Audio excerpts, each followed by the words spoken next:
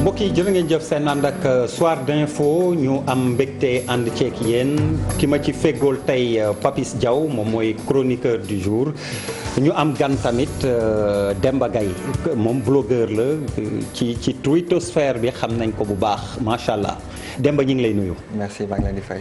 alors ñuy massawu Sénégal yëpp encore une fois ci jëye joo xam ni biig la am ca Soumbédioune ca waaxu Soumbédioune île des Madeleines ak juróom-ñeent 41 personnes yoo xam ne dañ fa demoon ñeent fukk ak benn ñu fa demoon ñeent ñi seen bakkan dañ fa mujj des ndax bi ñuy ñibbi si gaal gi dafa suux fanweer ak juróom-ñaar yi l'hôpital lañu mujjee gannaaw bu ñu fa fanaanee jamono ji ñuy àddoo nag mun nañ jàpp ni ñëpp bàyyeekoo nañ hôpital principal ba mu des benn soxna si nga xam ni doomam ci jëyi ji la faatu moo desandi hôpital kon bilan bi ci xibaar yu mujj tukkee ci ministre de l'intérieur ci boppam ñeent ñoo ci faatu fanweer ak juróom-ñaar niñ leen ko waxee daal di mucc Île des Madeleines 3 kilomètres dox digganteem ak waaxu Soumbédioune fa la jéye ji amee xëy na fileeg ci kanam ci xibaar yi lu ci mënti yees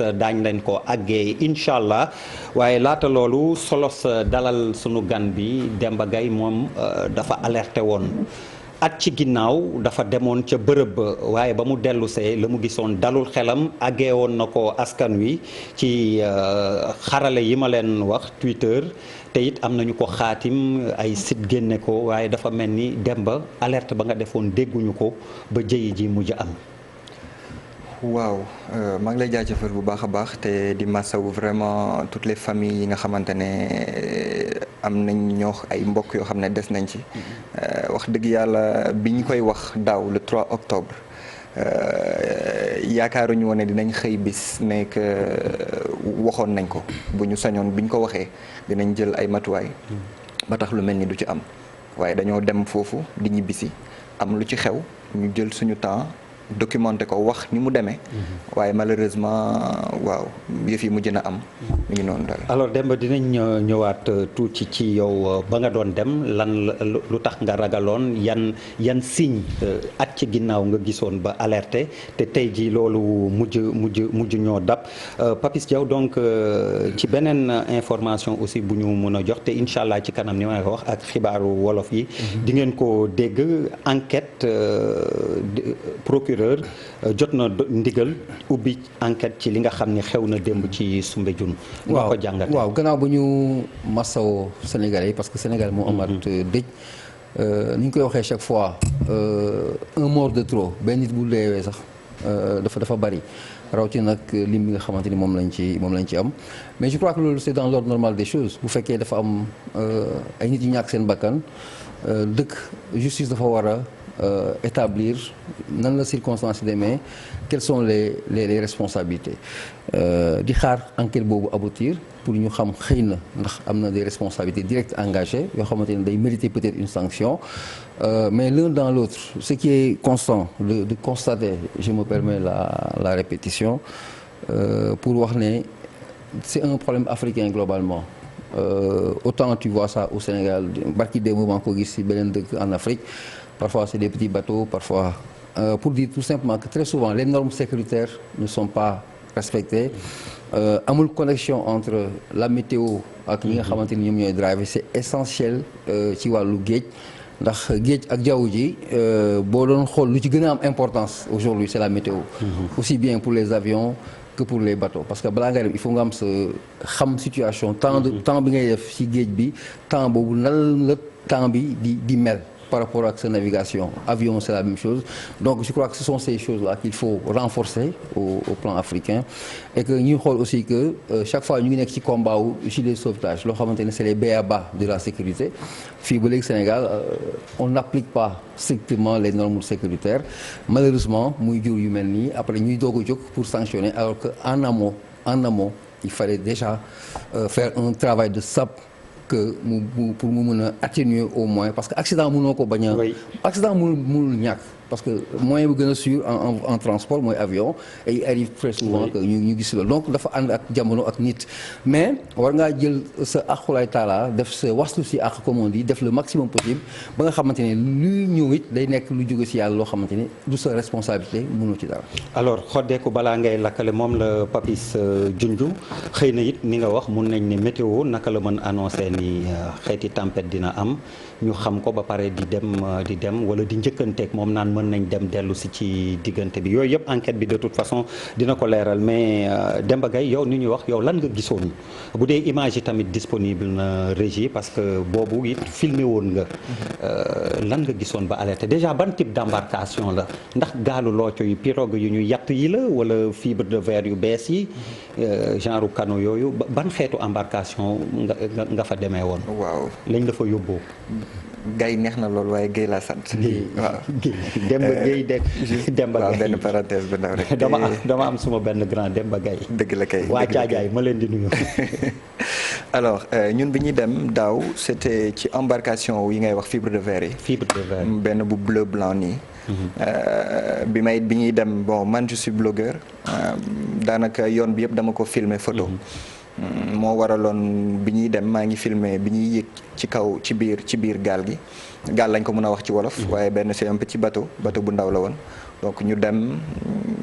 bi ñuy dem aussi bon yoon bi ñuy dem c'était un peu xawoon na yëngu géej gi xawoon na yëngu tuuti ba bi ñuy dugg sax di engagé ci maanaam îlot bi ci boppam dafa am benn genre yoon boo xam ne ay xeer ñoo ko séq te foofu bu géej gi yëngoo dëggantaan am na nu muy demee bateau bi ci boppam dal ci xeer yi donc foofu nga am gilet wala nga bañ a am gilet y a aussi quelque chose bu ma bëggoon a souligner mooy que ne bi ñuy dem ba demaat naa fa plusieurs fois après bi ñuy dem y avait gars yi dañu obligé woon tous les passagers ñu sol gilet.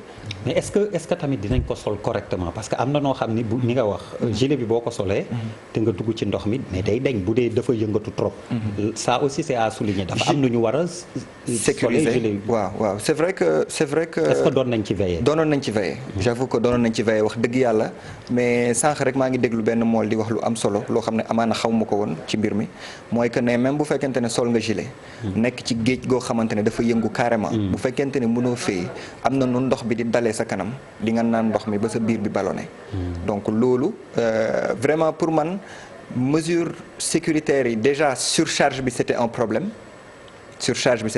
parce que booy dem amaana mën ngeen dem nombre mais heure ñibbisi bu jotee comme ñoom ils veulent pas faire beaucoup de navettes dañuy bëgg dajale ñëpp génnee leen ñun c'est ce qui nous était arrivé il y avait beaucoup de gens qui étaient ñu nekkoon ci biir pirogue ci biir gaal gi mais comme dernier bi waroon dem la on nous a dit que dañuy dem ñun ñëpp bon doo dellu à la nage doo fay dellu donc ñu dugg dem mais bi ñuy dugg di dem dès que bi ñu génnee zone bu ma leen wax dafa xawoon na sensible noonu et puis ndox mi xaw a yëngu géej gi xaw a yëngu moteur bi fay donc waa ji nekk ci ginnaaw doon ko xëcc lu bëri mais taxul mu tàkk donc sama panne sèche bon on savait pas trop lan la mu insister après ci la sama papa maa ngi koy nuyu au passage mu naan ma lii dañ ci war a wax parce que mënuñu même bu ñu jugee fii ci jàmm mënuñu bàyyi lii parce que ñu ngi ciy soog a yem et y avait des gens ci biir pirogue bi ñu ne c'était pas la première fois donc mënoo dund lu mel noonu ba noppi nga noppee ko ba xëy mbir am donc ñun ñu mais léegi bi nga pour ne pas te couper bi nga defee loolu ban suite la amoon par rapport ak li nga médiatiser l'incident est-ce qu'il y a eu des réactions? Il y a eu beaucoup de réactions sur les réseaux sociaux, il y a eu beaucoup de partages mais li ma gënoon a intéressé ci biir loolu mooy il y a eu à un moment donné quelqu'un du ministère su ma juumul de l'environnement ou je sais plus en tout cas ministère de tutelle bi géré c'est le ministère de l'environnement am na il y a une dame qui a réagi sur Twitter pour dire que les mesures allaient être prises duñu journaliste blogueur lañ xam nañ am na lu tuuti lu ñu xam ci également topp une information donc après loolu jot naa fa dellu parce que bu dul dara c'est une destination que j'aimais bien ma dellu fa une ou deux fois première fois bi ma fa delloo ma dem laajte waxuma leen que def naa fa alerte waxuma leen dara ma laajte rek ndax am nañ moteur yu bees parce que dama gisoon ay moteurs yu xaw a màgget yu ñu teg ci benn kiiwu réparation ñu ne ma que on avait changé les moteurs donc ma ne très certainement à la suite de ça il y a eu des mesures qui ont été prises malheureusement bi ñu gisee lii on sait que peut-être yamul kese ci problème mu défaillance technique amaana loolu la l'enquête dina ko déterminer mais gëm naa ne c'était vraiment c'est très imprudent de partir alors que y avait une houle mais vraiment houle bu doy waar bu doon préparé wu ñu bàyyi gars yi dem pour man loolu ça a été déterminant ci li xew quoi. Papis, le problème aussi de l'appropriation de la météo fii au Sénégal quand même l'alerte ñu bëri xamoon nañ ni que météo annoncé woon na li xew mais comment les gens se posent la question comment ces gens ont pris la responsabilité quand même ces gens du parc national de l'île de Madeleine parce que foofu noonu la tudd nu ñu jëlee responsabilité quand même yóbbu ay nit si île ba 3 kilomètres au large mun nañ ko xeeb mais non, 3 mais kilomètres justement pour 3 quelqu'un comme moi c'est ci ñoo xam ni pour la plupart du ñu mën fay c'est une énorme responsabilité 10 mètres c'est déjà important waxuma la 3 kilomètres c'est une immensité moom mooy li ma à l'entame li ma doon wax rek c'est une approche entre guillemets sénégalaise c'est-à-dire nga glisser tuuti mu dem ba sur le plan continental maanaam c'est les Africains de façon globale ñoom ñoo am seen ay façon bopp ay defuñu bopp tu comprends l'empirisme l'empirisme par exemple communauté ñiy liggéey boo ko généraliser par exemple nos parents lébou par exemple ils sont plus sur l'empirisme que sur la scientificité de la chose parce que dañ ko empirisme xam nañu ko waxee ci Europe dañ koo jàng ci expérience bi di ko dund ba mu nekk xam-xam ci ñoom waaw muy vérifier wu à de longue date ñu dem ba approprier ko donc même quand le scientifique leur fait part d'une certaine façon lenn ils sont à mesure certainement di leen non ñoom li ñu téye c'est aussi valable que la science parce que c'est comme ça. balaa ngay continuer ñu saluer au passage quand même seen solidarité sapeurs yi marine nationale déployé nañ mais ñoom ils ont tenu waa Soumbédioune yi pêcheurs yi fa nekk nappkat yi dem jàpp ci liggéey bi muy loo xam ni tamit oui ci sauvetage bi muy loo xam ni tamit ñu leen ci féliciter di leen jaajëfal mais du lu bette tamit teranga sénégalaise mais xam nga solidarité bu fekkoon ne du bette Papis bu fekkoon ne solidarité moom mooy régler les questions d'une nation je crois que le Sénégal c'est la première puissance du monde du ñu seetaan seen dëkkandoo di tàkk la ñu ko c'est à la limite culturel dafa dem ba nekk dans notre culture mais bu fekkoon ne par exemple inversement bu fekkoon ne attention boobu ñuy porter avant muy am drame bu fekkoon avant muy am drame parce que même ça c'est une solidarité le fait d'attirer l'attention de quelqu'un sur un fait de lui faire savoir que lii c'est dangereux c'est une façon de se solidariser parce qu'il y a quelque chose qui le guette globalement takkum gilet toppatoo météo dama mos a def benn émission sur l'environnement ak service météo man jour boobu amoon na lu ma ci xamoon mais jour boobu laa gën a comprendre l'importance de la météo ci wàllu géej ak ci wàllu ndox tu peux être dans ton studio ici c'est pas compliqué mais géej ak jaww ji non fondamentalement il faut nga am ay données te les données sont très précises encore que ay mbiru yàlla parfois mu ñëw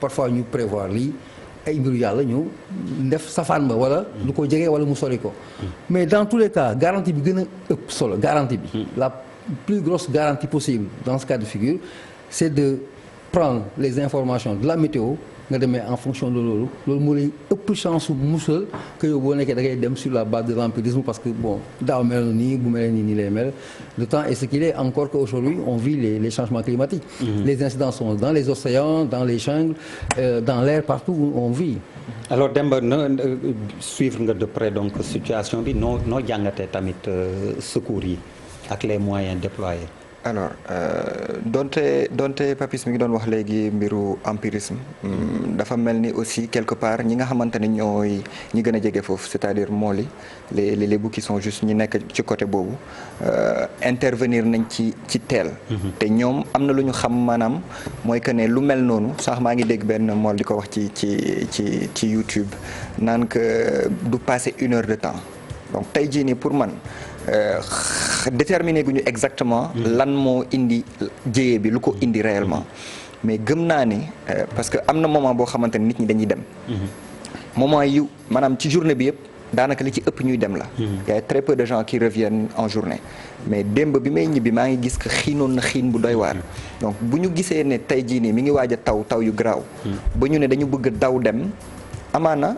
waroon nañu mën a patienter je sais pas xaw ma nu gars yi organiser rapatriement wu ñi demoon ci île bi mais li nga xamante ne mooy perturbation yu demee noonu ñu bëgg ci dem jëli ay nit indiwaat leen pour man loolu mën na nekk cause bi nga xam ne moo indi loolu mais lenn peut-être lay bàyyiloo xel peut-être ñi ñuy déglu ñi ñuy seetaan mooy day am très souvent ay sénégalais yoo xamante ne ñi ngi ci réseaux sociaux yi di tirer la sonnette d'alarme nekkul juste ñàkk lenn lu ñu def moo tax ñu koy def nekkul pour bëgg buzz moo tax ñu koy def mais boo gisee loo xamante ne tey jii nii mën na sauver ay vies humaines nga wax ci am ay autorités yu jël engagement def ci ay jéego pour man loolu c'est à saluer le fait même si on est quand même dans une ci dëkku réaction maanaam faaw mbir am ba noppi ñu soogay def malheureusement mais même bu loolu weesoo ba nga gis ne am def nañ ci ay jéego pour man le minimum mooy jël des agents wala des personnes préposées au suivi de ces mesures-là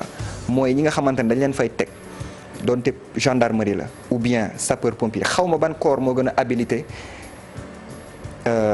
mbir am maanaam météo wax mbir ñu appliquer ko maanaam ñu ne ñi nga xam ne ñooy yóbbu nit ñi bu leen dem même ñi nga xamante ne parce que ñoom boo seetloo ñi fa nekk da nga leen di fay xaalis ñu yóbbu la mais bu fekkente ne tey ji amul kenn ku taxaw ne même ak xaalis bi ñu fay kenn demul loolu mën na indi jéyee ndax tey jii nii ñoom ñu ngi ci nekk ci logique économique bëgg nañu yóbbu nit ñi ñu fay leen seen xaalis ñu jënd seen essence ñëw def bénéfice. ay privé ñoo koy def donc wala.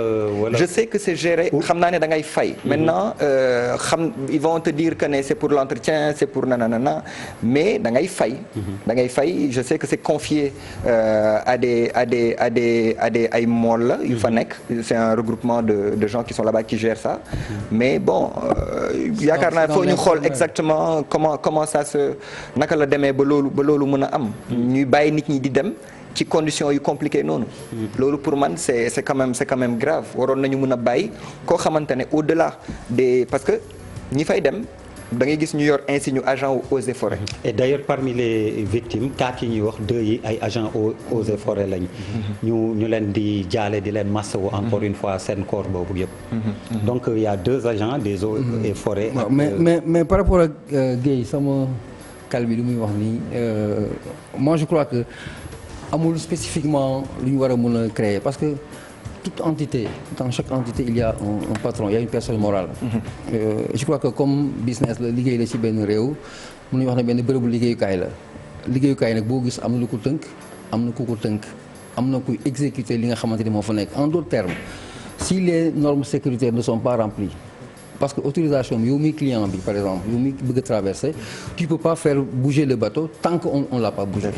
Il faut que mu am ñu ko bouger pour ñu dem ñu ñoo yor responsabilité donc on n'a pas besoin d'avoir un gendarme il s'agit juste d'avoir une conscience mais positive fi ngay liggéey météo lii la wax mais tey amul liggéey on ne prend pas de risque parce que bakkan dafa fort je ne dis pas que c'est le cas mais en tout cas li ma si xam su ndaw ci rapport météo ak sénégalais bariwul.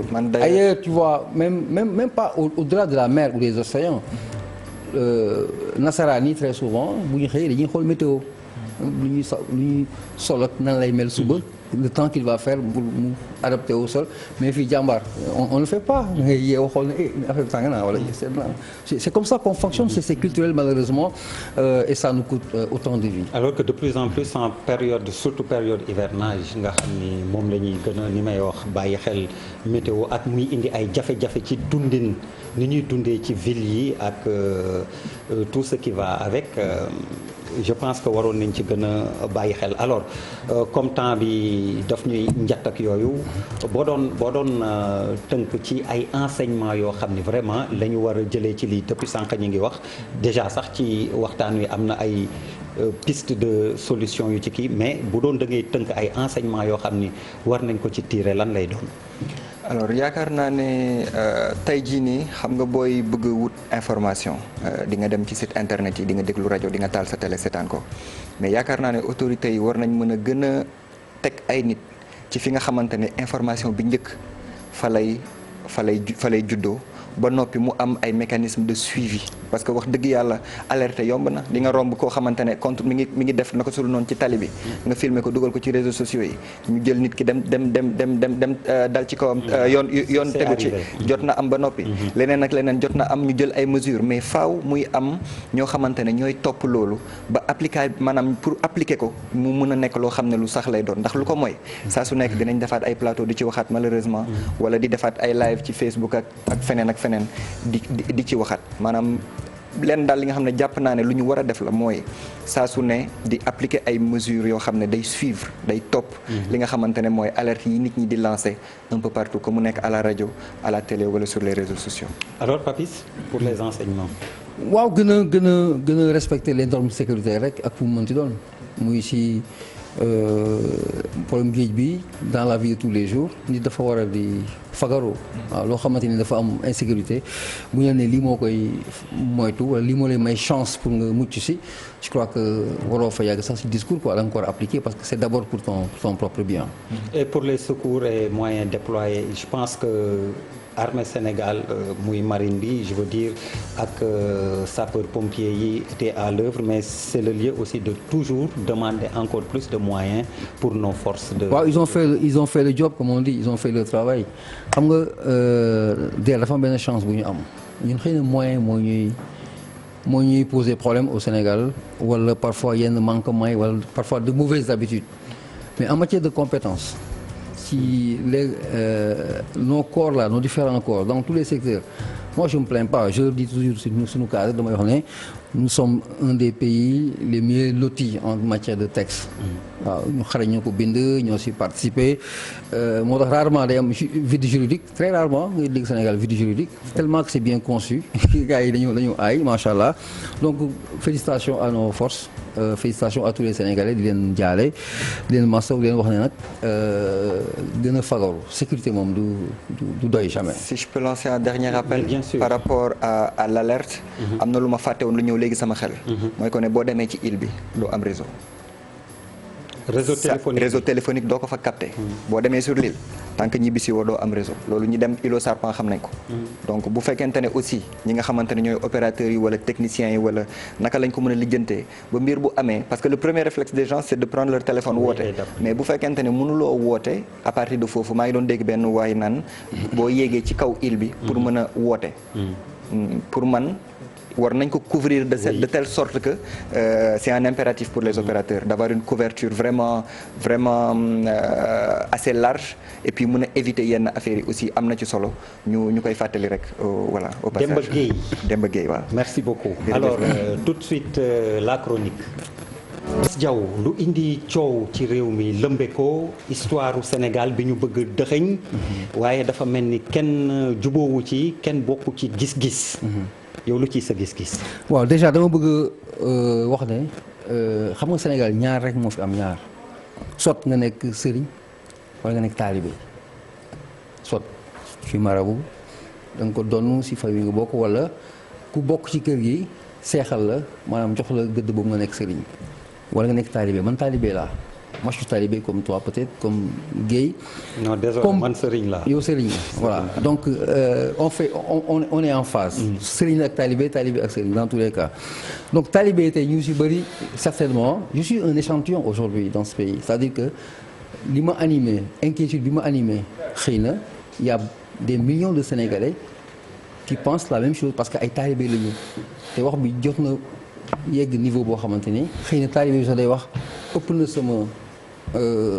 na sama niveau sama compétence sama responsabilité bon comme man tey dama am fit xëy na ma ne xaaral ma waxaaleel ñooñu nga xamante ne xëy na mënuñoo wax beneen constat bi mooy il faut accepter qu'il y a problème parce que livre boo xam ne dafa génn coow bi moo ëpp appréciation yi il y a fondamentalement problème moo war a taxaw ci loolu problème boobu c'est-à-dire xam nga un livre ce qui apporte la touche scientifique xëy na wala la scientificité de la chose mooy moom ay référence ay références moom mooy appuyer véracité les choses. muy ay principes yoo xamante ne c'est pas lié à l'histoire du Sénégal c'est le principe de l'écriture de façon globale. suñuy di jàng pour wax wolof maanaam mu am fu mu sukkandiku. ci slide li dafa war a nekk loo xam ni lu wér la. ak fu mu sukkandikoo. xam nga loolu moom moo andi tey problème bi parce que dañuy contredire li nga xamante ni moom mooy fait ñu relaté. mais boo glisser dans l'analyse du tax nga remettre en question xam-xamu ki jiite mbir yi xam nga professeur Iba Der Thiam c'est un professeur agrégé en histoire il a le profil il a les compétences pour le faire la preuve quand on lui a confié certainement cette mission déggoo kenn Sénégal ku ne war ko jël parce que il a le profil. maintenant am juum lay am et j'ai été heureux quand me déggee je l'ai pas entendu ni vu mais dama ko lire dans la presse que ne les professeurs acceptent effectivement reconnaissent ses erreurs. C'est dans un communiqué d'ailleurs.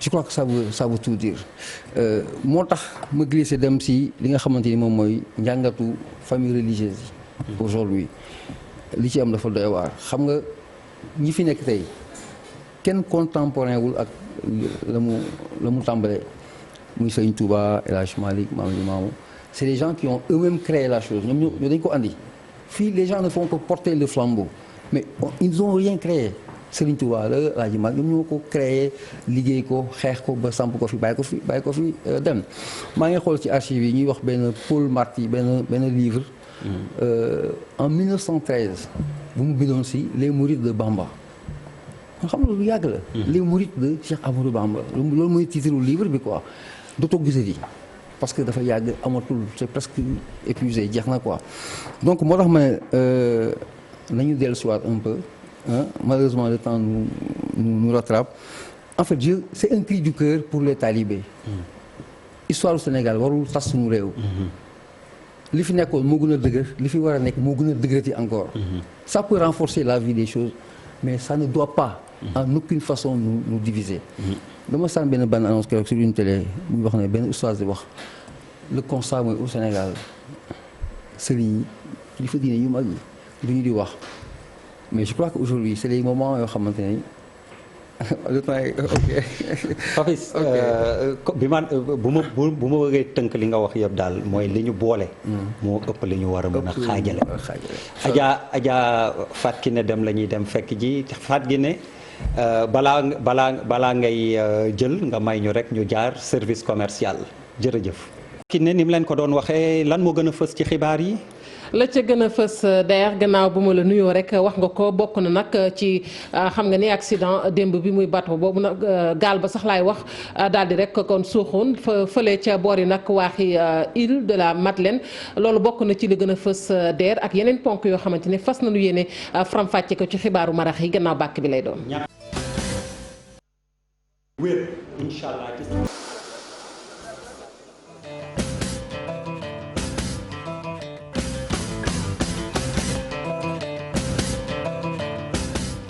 jërë ngeen jëfati ci ànd bi ak télévision Futurs Médias daleen ak jàmm ci xibaaru marax yi ponk ci gën a fës muy nag gaal ga suux ca boori waax yu île de la Madeleine ñu ngi doon wax nag ne ñeenti doomu aadama ñoo ca ñàkk seen bakkan ñu ne nag lim ba yokk na juróom-benn la ñu wax jamono ji bu ñu sukkandikoo nag ci suñuy naataango yu rajo Futurs Médias ñu ne nag juróom-benn yooyu faatu ñëpp ay doomi Sénégal lañu dinañ des ba tey ci mbir moomu wax nag ci enquête bi nga xamante ni ubbi nañu ko ci wàllu yoon ba ci nag enquête administrative centre coordination bi nga xamante ne nag moom mooy tënk lépp lu soxal wàllu opération ca marine nationale gannaaw bu mu defee njàngat nag ci jëye jooje ca la daal di xamle ne nag ne ubbi nañu ab enquête ci mbir moomee loolee bu ñu ca desee tamit dinañ wax rek ci matuwaay yi nga xamante ne démb jëloon nañu ko ñu gis nag ñu taxawoon temm rek ngir wàllu ñooñu nga xamante ne nag kon rëcc nañu ca boobeep jëye lépp la ca war nag nee nañ def nañu ko dinañ tamit ba foofee ca xamante ne ni moom mooy île de la Madeleine ñu koy woowee tamit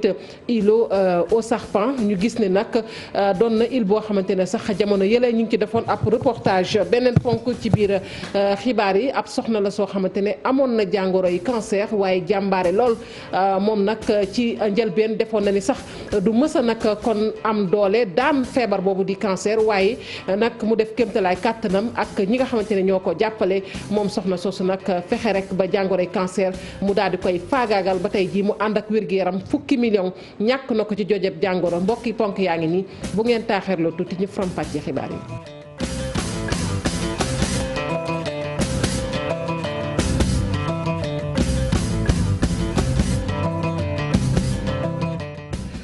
dale nag jàmm ci xibaaru marax yi nuñ ko waxee woon nag ñeent doomu aadama la ñu doon wax ni ñoo ñàkk seen bakkan ci gaal googu nag këpp ca boori île de la Madeleine fi mu ne nii nag ñu ne juróom-benn ci la toll lim gi bu ñu sukkandikoo ci suñuy naataango yu rajo Futur Média ñu ne nag ñooñu ñëpp faatu ay sénégalais lañu ca njëlbeen nag ñeent fukk la ñu woon ak benn waaye ci lim googu nag fanweer ak juróom-ñaar daal ñoo ca rëcc gannaaw bi nag la daal di ñaar rek ca ñoom mujjee ñàkk seen bakkan gannaaw ba nga xamante ne rek ñu ngi leen doon taxawu mu fekk ji nag ñeent yi ñu doon njëkk di wax ñu daal di des ba tey ci mbir moomu ak centre de coordination des opérations bu marine nationale bi nga xamante ne nag gannaaw ba mu defee ab taxaw seetlu tey ñu ne ubbi nañu ab enquête ci wàlluk yoon waaye enquête administrative gannaaw nag jiyee ji am ndax lu ñu bëgg a xam dëgg mooy gaal googu nag lan moo ko këpp Oumar Wade di capitaine Oumar Wade ak i ñoñam doon rek def ab seetlu ci mbir moomu ba tey moom capitaine boobu di leeral nag ne lu toll kon ci ñaar fukk ak juróom-ñett ci doomu aadama yoo xamante ne fekk ñu baax ci Sénégal ñoom ñi ngi woon ci gaal googee ñu des ba tey ci jëye joojee nag xew ca îlot aux serpents wala boog sax île de la Madeleine ñu ne nag bépp opération boo xamante ne ñi ngi ko doon def nag booy xool daanaka lépp jaar na yoon colonel Pape Ange Michel Diatta nee na nag ñi nga xamante ne daal ñoom ñoo ca rëcc tamit taxaw nañ leen bu baax a baax ndax dañu yebaloon sax am benn fa psychologue ngir nag mu xool leen ndax boo xoolee sax ci seen xel daal dañu xawoon jaaxle lool ñu teewlu ko moom lieutenant colonel boobu ci micro Modou Fall. waaw donc ñun ay côté 20h. Je peux pas vous donner exactement les détails mais bon on pourrait penser qu'avec voilà la pluie qui mënum gu ma leen wax bu baax a baax lépp loo xam ne rek jëm na ci yenn ci ay détails waaye xam ngeen ni ak taw gi amoon ak it li nga xam ne ni mooy ul bi amoon na rek ay jafe-jafe ngir kon ñu mën a taxawu nit ñi bu baax te jëlee ñenn ñi ci ndox mi waaye nit ñooñee nga xam ne ni desoon nañu te sax ñu jotoon kon piégé wu ci île bi am na nag liggéey boo xam ne ni def nañ ko ci waaye di wax rek ni temps bi ni mu tëddee woon ak guddi gi nga xam ne sax it ba tey it nekkoon nañu ci xawoon na compliqué mbir yi nit ñi it ñooñee amoon nañu ab traumatisme ndax xalaati leen rek jafe-jafe yi ñu nekkee woon te sax loolee amoon na ay problème ngir kon ñu mën leen a évacuer ni mu waree waaye jot nañu waxtaan ak nit ñooñee nga xam ni ñoom ñoo rek loolu ci mbir mi ba tax na kon jël nañ matuwaay yi te it sapeur yi taxaw nañu ba kon lépp rek fu mu toll nii ñu def ko si suba si nag am na it ay plongeur ak yeneen secouristes yoo xam ni teew nañu fi waaye it ab psychologue ngir rek kon assister leen bu baax a baax.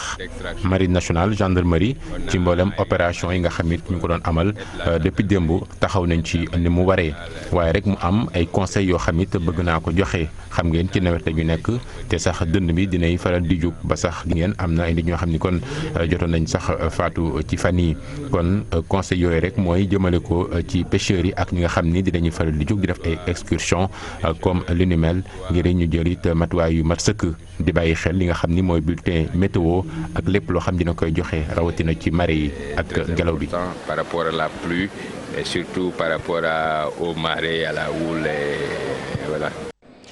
gannaaw loolu xew nag ca île de la Madeleine suñuy naataango xëy nañu rek doxantu ba ca île de Ngor ngir xool nag ñi nga xamante ne ñoo fay faral di dem saa su ne waaye nag lañu seetlu tey mooy nit ña bariwuñu naam sax am na ñoo xamante ne nag ñëwoon nañu foofee ñu bari ca ñoom nag ñoom yëguñu xibaar bi benn yoon ñi nga xamante ne ñoom ñooy dimbali nit ñi ba ñuy jéggi nag la ñu xamle rek mooy ñoom ci seen wàllu bopp ñu ngi def seen kéemtalaay kàttan ba sàmmonteeg gilet de sauvetage yi dañu ci ànd ak Maguette Gaye. ci tàngooru naaj bi ni fàng gaal yi di dem ak dikk ci géej gu dal gaal yi di wëyal seeni traversée ñu ngi fii ci île bu Ngor fii ñu nu fi jot a waxal yëguñu sax la xewoon ca île aux serpents. île des Mamelles non yëguma ko de am na sa ñaar seen bakkan. non yëguma ko. fii nit ñi bari wuñu fi buñ ko méngaleeg yeneeni bis yi. dañoo wàññeeku bu baax. seetlu naa ko gis naa ne dafa wàññeeku. waaw dañu wàññeeku. xam nga loolu li am na bu pare mais terewul nit yi ñu ngi ñëw quand même bon wàññeeku na waaw wàññeeku na. ndaw yiy saytu gaal yiy jéggi jëm sa île bu Ngor duñu caaxaane wàllum kaaraange gi taxaw nañ ci temm. mais bon xam nga aussi boo bëggee di traverser ay bakkan il faut nga def sacrifice parce que on l'a choisi mu nekk suñu métier te loolu la ñuy dund on vit de ça. mais jiitu bi ñu njëkk a privilégié mooy le port de gilet il est obligatoire bépp nit buy yéeg ci gaal bi boo jëlee ci ticket bu pare da ngay dem ci caisse bi comme ni ngeen ko gisee sànq ñu jox la gilet nga takk sa gilet après mën a embarquer tranquillement. kaaraange gi am fii du ñëpp la dal seeni xel. qualité gilet de sauvetage yi ku nekk ak na nga ko gisee. waaw dal na xel moom franchement parce que gars yi fii moom boo ñëwee lu mu dee dinañ la assister xool la bu baax balaa nga jéggi te boo amul gilet tamit duñu nangu jéggi seen bato. qualité gilet bi tamit ça va macha allah.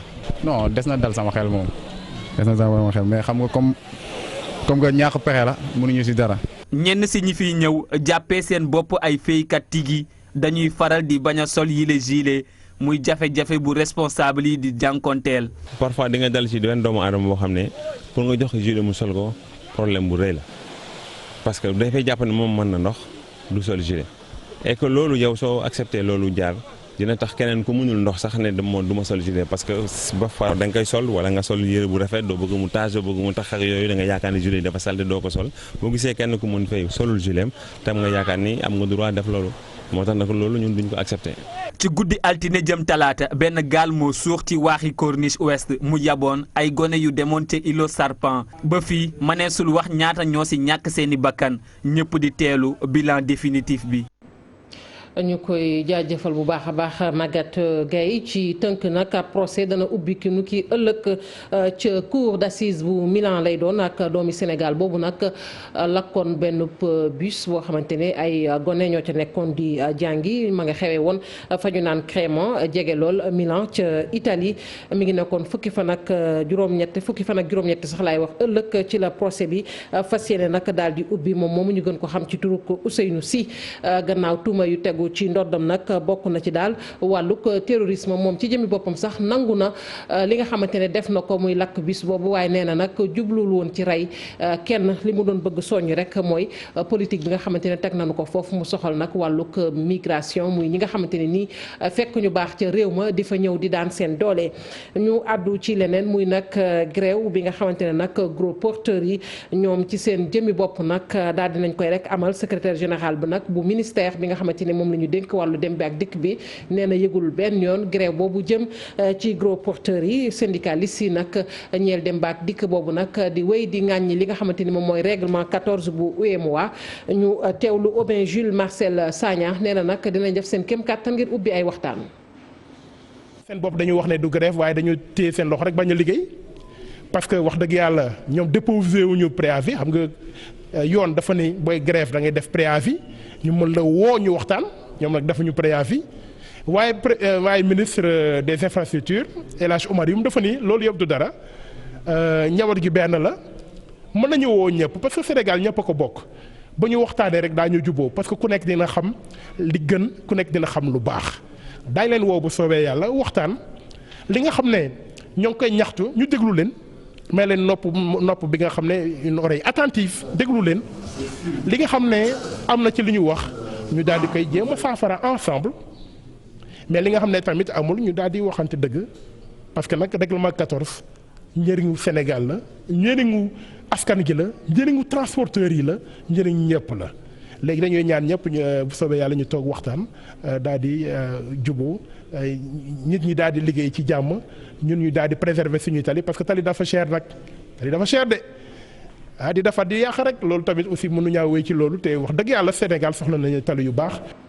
ñu àddu ci leen soxal nag soxna yi nga xamante ni ñu ngi dund ak laago fii ci Sénégal ñoom ca Thiès la ñu amaloon rek ab ndaje ngir wax seen i jafe-jafe yooyu nag bokk na ci ñenn ci ñoom ñi nga xamante ne jàng nañu ba am seen i lijaas waaye kenn jëlu leen ci fonction publique mu doon ay jafe-jafe yoo xamante ne biral nañu ko ci kanamu directrice générale bu action sociale bànqaaso nag ci jëwriñ ji nga xamante ne moom la ñu dénk wàllu jigéen ñi Cheikh Anta Diop Sey Latira jigéen ñi nga xamante ne dañoo ànd ak laago jóge woon ci région yu nekk ci réew mi dikkoon fii ci diwaanu Thiès de gis ne lii leen dal warul tax ñu boddi leen ndaxte am nañu ay jafe-jafe yu bëri yu ñuy jànkoonteel. tabax yi nga xamante ne dañuy tabax duñu bàyyi xel jigéen waay laago yi rawatina ci hôpital yi ndax boo tollee ci jur ak wasi di ëmb di wasi nga dem hôpital problème rampe amu fa nga war a jàll mënoo jàll surtout nga yor fauteuil roulant wala ay béquille lali mu kawe nga si kuy raam nga war a def visite yooyu yëpp nekk na loo xam ne ay jafe-jafe la si femme handicapée yi. nga jàng ba am sa diplôme ñu war la jël si benn poste ñu ne kii kat duñ ko jël ndax way laago la discrimination bi ci lieu de travail yi daal wax dëgg yàlla ku ñu si mën a jàppale dinañu di gënal lool ndax sous-emploi bi bëri na lool ak chômage bi ci way laago yi surtout ci jigéen ñi. docteur Aram Top Sène nekk directrice générale bu action sociale ci ministère de la femme wax ne daañu def seen kéemtalaay kàttan ngir jàppale jigéen ñi nga xam ne dañoo ànd ak laago am nañu sax ay programme yoo xamante ne nësër nañu ko ngir ñoom. des na fukki programme ak benn yu nga xam ne ñun ñu ngi koy liggéey am na ci texte yu bëri yu nga xam ne déjà pare na ba ñu jébbal ko chef de l'État am na yu nga xam ne tamit ñu ngi koy travailler parce que point focaux yu formé nañ leen. directrice générale bu action sociale wax ne nag dina def kéemtalaay kàttanam jotale baatam fépp ngir nag soxna yi nga xamante ni dañoo ànd ak way laago ñu di leen sédd ba fa ñuy nasee ko nocci de ñu am fa baat. yeneen i jafe-jafe bi yoon nag ca kër docteur ba nekk ca diwaanu Kaolack la direction générale ba nag lépp luy jafe-jafe yeggee na ko gouverneur bu diwaan ba ñëwoon foofu ngir nemmeeku leen jafe-jafe yooyu tamit bokk ci ñàkk rek ay spécialiste médecin spécialiste waaye tamit nee nañ li nga xamante ne nag moom mooy xarala ya foofu ma ngay sooxee bu ñu sañoon hôpital boobu nag daanu ko def mu doon rek niveau 3 gouverneur ba Alioune Badara Mbeng la ñu koy wax ñu teewlu ko ak Ibrahima Diamé. boo xoolee hôpital bi xam ne hôpital la bu nga xam ne yemul rek ci Kaolack région Kaolack lay accueillir di accueillir région Kaffrine même parfois sax région Fatick région Diourbel ak réew yi nga xam ne nii ñoo ñu jege nga xam ne du hôpital bu ndaw am na nag ay efforts yu bari yu nga xam ne nii responsable yi à commencer par la directrice de l'hôpital commencé nañu ko def état bi ànd ci ak ñoom mais nag xam nga loolu lépp dafa tombé ak population bëgg ñu jëlee hôpital bi niveau 2 yóbbu ko niveau 3 nga xam ne danañ fi mën a faj lu gën a bëri ci ay cas te duñu soxla ñuy dem ay Dakar ak yooyu mais loolu pour cela dafa am fu mu war a jaar moo tax tout à l'heure bi ñu waxtaanee ma déglu leen xam effort ni ay effort mi ngi fi xam nañ ne volonté mi ngi fi li des mooy état accompagné pour nag jógee niveau 2 dem niveau 3 doo tëb da ngay jaar ci yoon wi. léegi nag moo tax ma ne dinañ ci defar benn dossier xam ne sax ministre de la santé xam na ko mais du tere ñun dinañ def suñu warugar def ci benn dossier porter plaidoyer bi teg ko ci taabalu kilifa yu mag yi pour wax leen en tout cas li nga xam ne nii moom la Kaolack bëgg. waxoon nañ ko ci ponk xibaar yi kii nag ab soxna la turam da ko noppi moom nag soxna si amoon jàngoroy cancer muy jàngoro jooju jàpp ween muy cancer du sein ca njëlbeen nag jàngoro ji nag xawoon na ko tiital waaye nag mu doon loo xamante ne da koo xeex ba am ci ndam tey wér na muy dellusiwaat rek ci jaar-jaar bi nga xamante ni am na ko ak jàngoro ji waaye tamit di am njort bu rafet ci li ñu ne dañu koy daal di nag fexe ba dootuñu ci fay dara muy wàllu chimiothérapie ñeel cancer bi jàpp ween ak bi nga xamante ne moom mooy jàpp butitu njurukaay Fatimata Touré moo dikk ak ñun ci nataalam.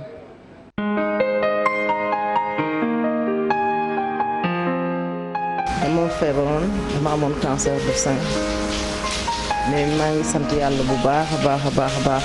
mu tuuti cancer doon lu mën a nekk fii ci Sénégal soxna si nag doon ki koy dëggal bu muy xam ne sax dafa am feebar bi léegi mu ngi toll ci 3 weer ci ëmb mu daati wëyaale feebar bi nag ba keroog muy mucc mu ñëwaat rek ci période bu metti bi mu dund. ma dem Dantec rencontré fa benn médecin ñu xool ñu ne ma léegi dañ lay defal cytoponction mammaire. bi ñu defee opération bi ñu def opération bi ba pare donc ñu jël analyse yi yóbbu ko pour def anapat bi. par la suite le résultat yi génn bi résultat yi génnee c'est dañ découvrir que c'est un cancer. cancer nag doon li nga xam ni rek dafa nekk feebar bi nga xam ni dafa cher ci wàllum pàcc. Si je n'abuse pas man je peux dire que ne cure bi li ma daj sama traitement yëpp toll na à hauteur de 8 à 10 millions parce que moment boobu traitement bi c'était 1 million par cure te c'était des boîtes de Taxotere. Les boîtes ñaari boîtes yi nga daan jënd rek ça faisait à pratiquement 1 million.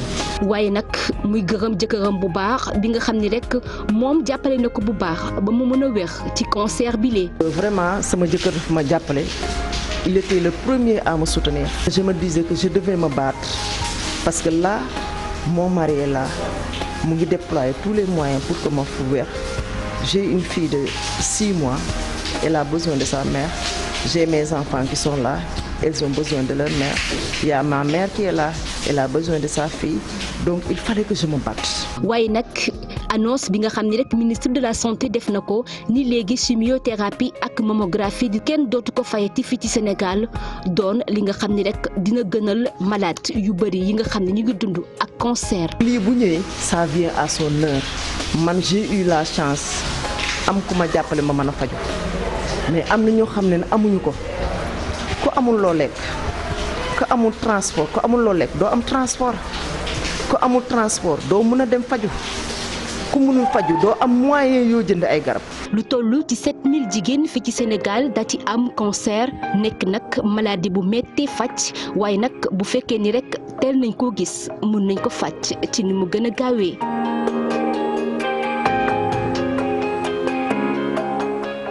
ma ngoog ñu koy jaajëfal bu baax a baax Fatimata Touré ci nataal boobule Sénégal nag dana daal di rek jano ak Brésil ci wàllu football jongante xaritu lay doon ñu ngi ko jàpp nag fukki fan ci weeru octobre mu doon loo xamante ne nii nag ñu ngi ko fas yéene amale fële ca Singapour laata ñuy tàggatoo nag ñu daal di rek xool ndagam mi ngi ci bu mu jokkoo bi muy jëwriñ ji nga xamante ni moom la ñu dénk wàllu biir réew mi di Aly Ngouille Ndiaye ngir am lu leer nag ci bilan bi ñu ne yokku na. wax nañ ko sànq ci ndoxteel li muy ñi nga xamante ne nag ñoom ñoo ñàkk seen bakkan ca gaal googee këpp monsieur le ministre maa ngi lay nuyu.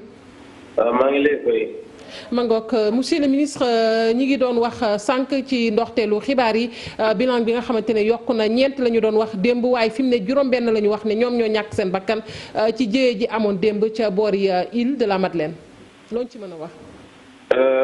yaakaar naa ne wax jooju ñu ko wax peut-être amuñu wóor fi ñu ko teg li ma leen mën a wax te muy bilan bi nga xam ne bi moom la ñu am te mu mujj mooy ñeent fukki nit la ñu woon ak benn fanweer ak juróom-ñaar yi dañoo amoon ay gaañu gaañu moom la ñuy wax rescapé ak ñeent yoo xam ni ñàkk nañ ci seen bakkan fanweer ak juróom-ñaar yi bi ñu leen jëlee ci suba yóbbu nañ leen hôpital principal bi ñu ñëwee marine ba pare ñooñu ñëpp ñu yóbbu woon hôpital principal libéré nañu leen ba ñu ñibbi seen kër kenn rek moo fa des mooy ki nga xam ne kii doomam dafa bokk ci ñaar yi jigéen ñi gaañu te mu nekk ci état bu xaw a doy waar il faut ñu assister ko donc loolu moo ko fa téye yi ci des yëpp mooy ñeenti corps yi nga xam ne yii seeni borom génn nañu àdduna yi ñuy xaar autopsie yi normalement dana def autopsie yi tey su fekkee def nañ ko incha allah ñu remettre corps yi seen famille. monsieur le ministre monsieur le ministre ñi ngi doon dégg également ñu ne sax météo joxe woon na xibaar nag boo xamante ne nii daal mi ngi doon wax rek di soññ nit ñi nag ñu moytu bu baax a baax rawatina nag ci wàllu géej waaye loolu yëpp teewul ñu gis ni ñooñu jàppoon nañu yoon rek dem est-ce que loolu également nekkul loo xamante ne war nañ ko xoolaat ñi ngi doon sax dégg ñu wax ne ab enquête tamit ubbi nañu ko ci wàllu woowu ndax mën nga ñu cee leeralaat tamit ba mu gën a leer. waaw procureur dina ubbi enquête bu ko deful ba pare pour. ñu xool aussi ci yan condition la accident boobu amee comme ni ngeen ko suivre démb ñun ñëpp ñoo dund démb en tout cas condition climatique yi xawoon jafe effectivement démb bi nga xamee ni bii sax accident bi am na ba pare ñi dem pour jege ci île bi amoon nañ jafe-jafe pour accoster ndax houle bi période boobu dem na ba ñetti mètres donc avant certainement accident bi am ba bien après accident bi am géej gi xawoon naa yëngatu donc je pense que en tout cas conditions climatiques yi c'était déjà disponible maintenant est-ce que ñooñu ils avaient cette information naturellement la il peut dire que la poste war na nekk du doon lu tax ñu engagé maintenant dugg ci géej gi wax dëgg yàlla nii dana jafe ma mën ci tontu. ma ngoog ñu koy jaajëfal bu baax a baax monsieur le ministre mu nekkoon le ministre Aly Ngouille Ndiaye ñu dénk ko biir réew mi mu doon leeral nag ci xibaar boobu ñu doon wax rek mu aju ci lim bi ñu ne yokk na muy nag ñu ñàkk seen bakkan ci gaal gi nga xamante ni moom moo këpp ni ki démb ca boori île de la Madeleine ma ngoog foofu la ñuy tàggatoo ak yéen mbokk yi jaajëfal leen yéen ñi fare woon ci machine bi ak ñi jàpp ci xibaar yi ba mu sotti daal di rek jébbalaat lengay Papa Abdoulaye Der maa ngi lay jébbalaat lengay rek nga daal di wéy ak say invité ci Soir d'info. jërëjëf Adja Fatou Kiné Deme ci xibaar yi ak Papis donc niñ ko toppeek ministre de l'intérieur qui finalement ne ñeent ñoo ci ñàkk seen bakkan am na xibaar yu juboon doon wax juróom-benn mais moom bilan officiel bi mu jàpp ñeent la ak 37 yoo xam ni rawale woon nañ leen ci suba si hôpital principal jamono ji kenn moo fa des mooy soxna si nga xam ni moom la doomam des ci suuxu gaal gi ñu koy massawu di massawu ñëpp ñu ci lorule te niñ ko waxee sànq rek ñàkkul ba comme enquête procureur sant nañ ko mu ubbi ko dina tax Papis ngay wax rek mu bañ nekk wax jàll parce que souvent loolu la ñuy reprocher sénégalais yi wax jàll après fàtte waaw xam nga sànq si ndorteelu waxtaan bi ñu ngi wax li jëm ci wàllu ouverture enquête bi et tout mais je crois que bu fekkoon ne du loo xamante ne lu organisé la lu formel la lu ñu jéem a situer responsabilité en d'autres termes tu peux présager que am na nu mu tënkoo am na nu mu waroon doxee am na nu mu waroon mel loolu bu fekkee ne amul li musiba bi am ci xëy na mooy motiver mooy justifier que procureur ubbi enquête pour xam parce que c'était a priori si ni mbir si waxee bu ñu si ubbee enquête c'est parce que am na lu ñu waroon def xëy na defuñu ko. loolu la ñuy xaarandi di xaar enquête bi leeral. et Papis warul doon aussi lu exceptionnel. on voit que vraiment bu nit ñàkkee bakkanam wala parfois sax waruñu yegg ci nit ñàkk bakkanam lu jaaduwul su amee. yoon topp ko ba ñu leeral ko te it buñ ci jógee nit bañ ci dellooti. xam nga loolu moom mooy loolu moom mooy. li war a am rôle justice. rôle procureur moo tax ngay dégg parfois ñuy wax le procureur doit s'autosaisir. parce que am na yoo xam ne war ko sax laaj mais malheureusement fii dañ koy xool dafay nekk souvent sur des questions politiques wala yoo xam mooy débat bu luy si ñëwaat l'un dans l'autre mooy li ñu waxoon rek moom mooy dëgg bi parce que. xoddiku balaa ngay lakkale parce que nit ki ñëw di la dimbali bu la dimbalee yow la dimbali bu la dimbalul yow yaa perte donc dimbali sa bopp moom mooy intelligence bi c'est-à-dire conformer aux normes def li nga xamante ni foofu la limite de la sécurité yam parce que risque zéro amul si àdduna parce que nit sax day yeew loo xam ndax dina fanaan boo fanaanee loo xam ndax loo yeew ay mbiru yàlla la mais ñuy jël matukaay yi waar voilà mooy jël sa ay dispositions def le maximum maximiser say chances rëcc léegi nag lu am nag là ñu def ko sur le compte de Dieu ne lii yàlla mbiru yàlla la c'est exclu que mu nekk l'action humaine wala lu ñu mel. alors kon ñu topp enquête bi ak procureur ni nga ko nguur gi santé ak li xew jëye ji xew démb ca waaxu Soumbédioune yi île des Madeleines ak parc national île des Madeleines foofu la banqaaso ministère de l'environnement it ñu fàttaliku jiite ko jëye googu ñeent fukk ak benn yu yéegoon ci gaal dem ca île ba ñeent ñi ñibbisiwuñu dañoo mujj des ca géej gi dañuy dem publicité laata xibaar yi ci nasaraan di ñëw di leen fàttali ne après journal bi Mamadou Diop Decroix la ñuy àndal ci seconde partie bi mooy doon invité bi.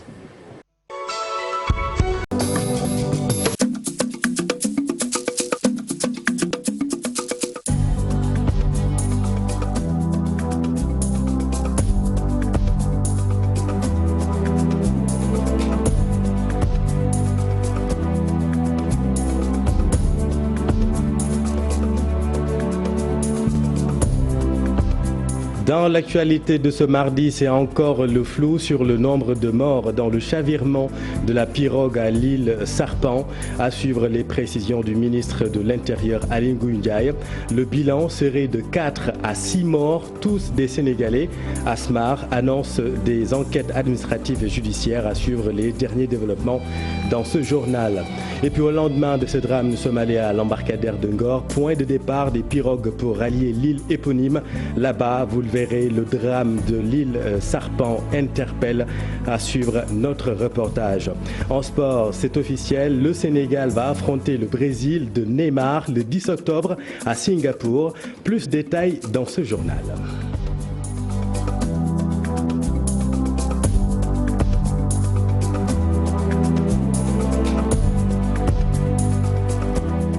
Mais d'abord, nous sommes en ligne avec le ministre Aly Ngouille Ndiaye. Bonsoir, monsieur le ministre. Oui, bonsoir. Quels sont les derniers développements dans le drame de l'île Sarpan? Merci beaucoup de nous donner encore cette opportunité de vous parler, de parler aux Sénégalais. J'avais déjà donné, je pense, le bilan définitif vers midi sur les antennes de RFM, juste pour vous dire qu'il n'y a pas eu d'évolution de ce bilan. Il n'y a pas de tergiversation, il n'y a pas de spéculation. La bonne source vous dit qu'il y a eu 41 victimes, 37 sont des rescapés qui ont été toutes admises à l'hôpital principal et nous avons, dès la matinée d'ailleurs, dénombré 4 corps sans vie.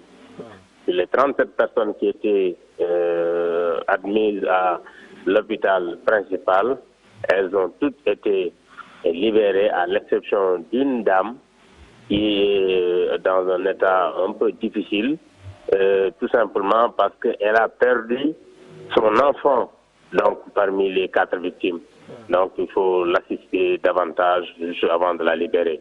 Les 36 autres rescapés sont déjà retournés chez eux.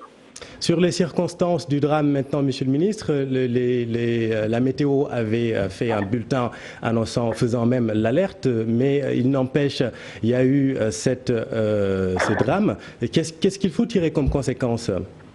Bon, ça, je pense que au niveau où je suis, je considère effectivement que si la météo a dû certainement donner l'information au niveau du départ, parce que moi-même, j'avais l'information comme quoi il allait pleuvoir avec beaucoup de vent, ainsi de suite, donc bien avant la pluie. Donc peut-être qu'également ils ont, parce que nous avons les mêmes sources. Mais certainement, l'enquête déterminera pourquoi, malgré en tout cas ce temps qui n'était pas clément, les gens sont partis en mer. Mais est-ce qu'il y aura des sanctions? Parce qu'on a l'impression qu'il y a une fatalité qui s'installe, les drames s'enchaînent, il n'y a jamais de responsabilités qui se sont situées. Je ne peux pas dire est-ce qu'il y aura des sanctions, il faut d'abord enquêter pour savoir la raison. Oui. Peut-être que déjà, donc a priori, c'est pourquoi moi je n'ai pas l'habitude de verser dans la spéculation. Ce que je peux dire, c'est qu'une enquête sera faite et on entendra les résultats de l'enquête. Très bien. Merci beaucoup, monsieur le ministre. Merci beaucoup. Le Centre de coordination des opérations de la Marine nationale a fait le point ce lundi sur les opérations de secours suite au chavirement de la pirogue donc à l'îlot Sarpan. Dans un communiqué, le capitaine de vaisseau Oumar Wade et ses hommes ont annoncé que des enquêtes judiciaires et administratives ont été ouvertes, ce pour faire la lumière sur le naufrage. Il rappelle qu'à bord de la pirogue, il y avait il y avait 41 personnes 28 personnes de nationalité sénégalaise, 2 françaises et 2 suédoises et 2 allemands. Pour le moment, donc, le nombre de morts s'élève à 4, comme vient de le confirmer le ministre de l'Intérieur, un drame qui soulève tout de même d'innombrables questions. Nous allons revenir dans un instant sur toutes ces questions avec Ibrahima Kane. Drame toujours de l'îlot Sarpan. Toutes les opérations d'extraction ont été menées à bien selon le lieutenant-colonel Pape Ange Michel Diatta. Toutes les victimes ont été bien prises avec le soutien d'un psychologue dépêché sur place car certains d'entre eux souffraient de traumatismes. Suivons à ce propos le lieutenant-colonel. Je ne peux pas vous donner exactement les détails, mais bon, on pourrait penser qu'avec voilà, la pluie qu'il y a eu, le vent, la houle, Il y a eu des soucis avec probablement l'embarcation qui devait les ramener sur berge. Donc ces personnes sont restées piégées sur l'île. Donc ce qui fait qu'avec le mauvais temps, avec la nuit également, la nuit faisant, c'était un peu compliqué. Et avec le traumatisme, des personnes même n'ont pas voulu évacuer la nuit. Donc c'était plus sage et avec, en concertation avec ces victimes. Elles sont restées sur place avec l'encadrement des sapeurs-pompiers. Et c'est dès ce matin, comme vous avez vu, qu'on a mis en branle les équipes d'extraction. Les plongeurs et secouristes étaient sur place.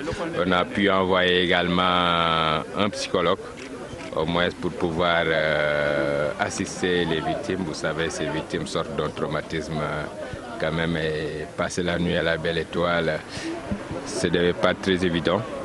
Donc voilà, mais ce matin, toutes les opérations d'extraction, on a également les équipes et de la gendarmerie et de la marine nationale qui sont avec nous depuis hier.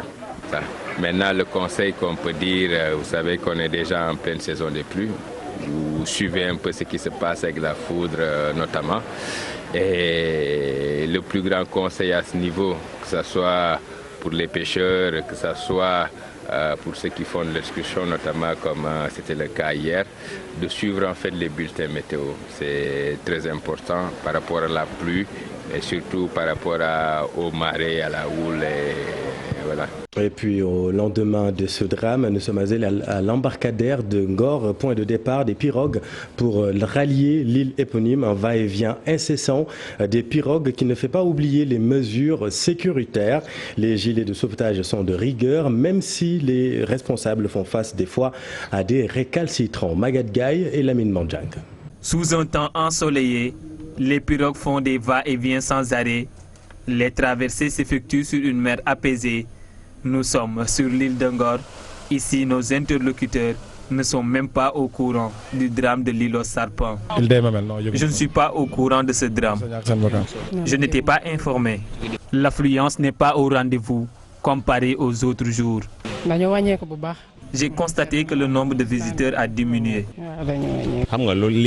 Malgré cet événement, les gens continuent à venir, mais l'affluence a légèrement diminué. Pour la traversée, les responsables ne badinent pas avec les dispositifs sécuritaires. Ils sont sur le qui-vive. Pour assurer la sécurité des visiteurs, il nous faut faire des sacrifices. Nous vivons de ce métier. Nous privilégions le port de gilet de sauvetage. Après l'achat du ticket, nous remettons à chaque visiteur un gilet. C'est obligatoire. Des mesures sécuritaires qui ne font pas l'unanimité. La qualité des gilets de sauvetage diversement appréciée. Je suis satisfait des mesures sécuritaires. Les responsables nous assistent et ils n'acceptent jamais d'embarquer une personne sans gilet. Les gilets sont de bonne qualité.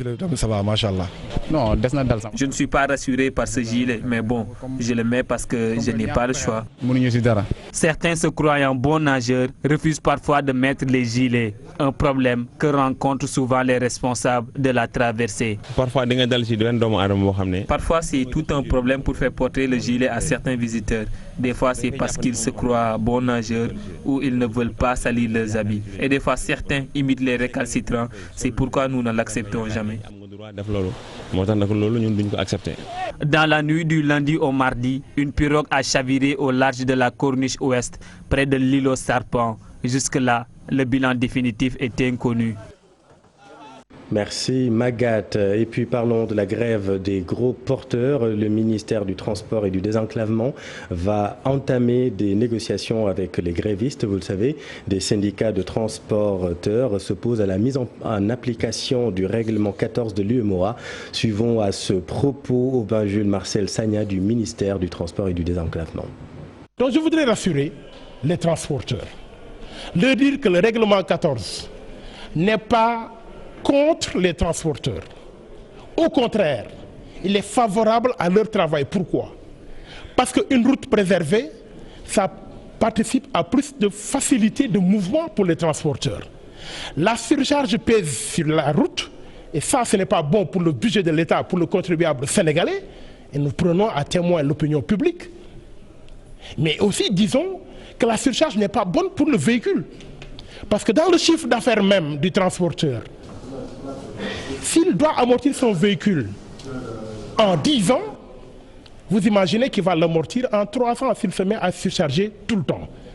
C'est pourquoi nous sommes très ouverts et le ministre des Infrastructures, des Transports terrestres et du Désengagement, Maître El Hadj Omar Youm, sur les instructions des plus hautes autorités, a demandé qu'on reçoive les transporteurs, qu'on les écoute comme on a du reste l'habitude de le faire et qu'on échange avec eux.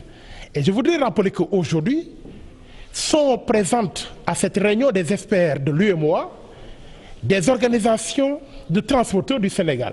Les femmes handicapées du Sénégal sont à Thiès pour discuter des difficultés dans lesquelles elles vivent. Certaines d'entre elles sont diplômées, mais seraient laissées en rade dans le recrutement dans la fonction publique. Des revendications soulevées devant la directrice générale de l'action sociale du ministère de la Femme. Reportage Cheikh Anta Diop Seylatir. Les femmes handicapées venues de toutes les régions du pays ont planché sur les obstacles qui pourraient anéantir l'apport des femmes handicapées dans la vie active. Selon la présidente du comité des femmes de la Fédération départementale des associations des personnes handicapées, ce n'est pas un handicap d'être femme handicapée. Étant une femme handicapée, vous avez des diplômes, vous êtes diplômé. S'il y a recrutement, on prend les femmes valides. Et on laisse en rade les femmes vivant avec handicap. C'est un problème. Surtout, on lance un appel à l'État pour le recrutement des femmes vivant avec handicap à la fonction publique. Le plateau technique n'est pas adapté aux femmes vivant avec handicap qui sont en âge de production. Il y a le problème d'insertion socio-professionnelle des personnes vivant avec handicap. Pour Dr Aram Topsen, directrice générale de l'action sociale au ministère de la Femme et de l'action sociale, des actes ont été posés au profit de ces femmes handicapées. Nous avons la loi d'orientation sociale qui déjà stipule sur l'insertion des femmes dans les secteurs socio-économiques, notamment dans le ministère de l'Agriculture, pour l'accès des terres, l'accès aux projets sociaux et projets agricoles. Il y a le programme RBC pour la réhabilitation des personnes handicapées. La directrice générale de l'action sociale est catégorique. Elle estime qu'elle va porter la voix afin qu'il y ait plus de présence de femmes handicapées dans les instances de décision. Merci Cheikh Anta. Et puis le gouverneur de Kaolack en visite à l'hôpital régional reçoit un lot de doléances. La direction régionale de l'hôpital de Kaolack a profité de la visite de courtoisie du gouverneur cet après-midi pour lui soumettre ses problématiques. Elles vont du déficit en médecins spécialistes au plateau technique dont il souhaite le relèvement pour passer à un niveau 3. Le gouverneur Alioune Badara Mbengue, qui reconnaît les efforts fournis, toutefois promet de constituer un dossier qu'il va soumettre aux autorités. Le voici avec Ibrahima Djamé. L'hôpital régional de Kaolack est une structure de dimension sous-régionale. Il accueille les patients venant du Sine Saloum, naturel, mais aussi de Diourbel, mais aussi d'autres patients venant de la Gambie, de la Guinée, entre autres. Donc de telle sorte que elle est submergée, cette structure. Elle est submergée tout le temps et il faut vraiment s'armer d'ingéniosité pour le faire fonctionner de cette sorte-là. Maintenant, il y a un certain nombre de besoins qui ont été exprimés en matière d'infrastructure pour augmenter la capacité d'accueil, mais aussi en matière de matériel sur le plan technique, notamment le relèvement du plateau technique, mais aussi en matière de ressources humaines de qualité, mais aussi en quantité. Tout ceci, si nous réussissons à l'avoir, on peut légitimement réclamer vraiment donc le déclassement de cet hôpital-là de niveau 2 vers le niveau 3. C'est la raison pour laquelle, après cette visite-là, nous allons constituer un dossier autour de tout cela et faire notre plaidoyer et déposer cela donc sur la table de M. le ministre. de la santé. Et puis un mot de santé, gratuité de la chimiothérapie pour les femmes vivant avec un cancer du col de l'utérus ou du sein. La mesure est perçue comme un doux réconfort par les malades et leurs proches. Pour mesurer la portée, nous avons donné la parole à une femme qui a vaincu le cancer. Les soins lui ont coûté une dizaine de millions de francs CFA. Son témoignage dans ce portrait réalisé par Fatima Touré et Thierno Laurent Mendy.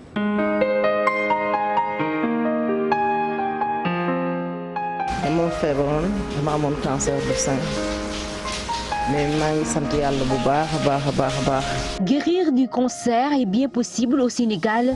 Cette dame en est la parfaite illustration. À seulement 3 mois de grossesse, elle découvrait qu'elle avait un cancer du sein, maladie avec laquelle elle va cheminer jusqu'à son accouchement et revient sur ces moments sombres de sa vie. Au cours du dernier trimestre de grossesse, donc le médecin m'a demandé, donc suis tranquillement ta grossesse et dès que tu auras ton bébé, dès qu'il aura 6 mois, tu vas sevrer l'enfant et puis on va faire une opération. Donc quand j'ai eu à faire l'opération, après les résultats de l'anapath, c'est là que j'ai découvert que c'était un cancer. Le cancer, une maladie très onéreuse pour le patient. C'est une maladie très coûteuse, excessivement coûteuse. Parce que moi, au moment où je faisais mes traitements, ma cure de chimie était à 1 million. Et 1 million, c'était uniquement les boîtes de Taxotere, sans compter les produits adjuvants. Donc, à coup sûr, ça faisait plus d'1 million. Et j'ai eu à réaliser sur plus l'opération, plus la chimiothérapie et l'hormonothérapie. Donc, vous imaginez un peu. Moi, je ne m'avancerai pas à donner un sur moi, mais à coup sûr, j'ai dépassé les 10 millions. Son mari, une personne incontournable dans le processus, et a conduit à sa guérison. Je le dis, je ne cesserai jamais de ma vie de l'honorer. Je partageais le même lit avec lui, sachant que j'avais le sein qui coulait, sachant qu'il y avait des odeurs et tout, mais il n'a jamais baissé les bras. L'annonce faite par le ministre de la Santé sur la gratuité de la chimiothérapie et de la mammographie, une aubaine pour les malades du cancer. Vraiment, c'est un mouf de soulagement pour nous tous. Un malade qui n'a pas les moyens de subvenir à ses besoins, un malade qui n'a pas le moyen d'assurer les 3 repas, un malade qui n'a pas les moyens d'assurer son transport pour aller à l'hôpital.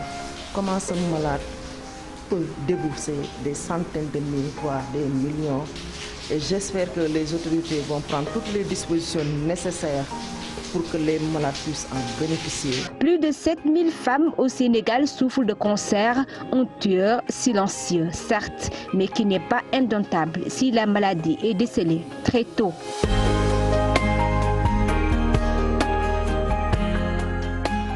Merci Fatima. Et puis un mot de sport avec cette affiche de gala pour la tanière Sénégal-Brésil. Le match se jouera le 10 octobre à Singapour. Plus de détails avec Cher Sadi Boudjara. Une première, Brésil et Sénégal vont se rencontrer dans un match de football senior. L'affiche a été officialisée par la fédération brésilienne qui fixe la date du match le 10 octobre prochain à Singapour à 12h. Une rencontre amicale de prestige entre deux grandes nations de football qui sont dans une bonne période.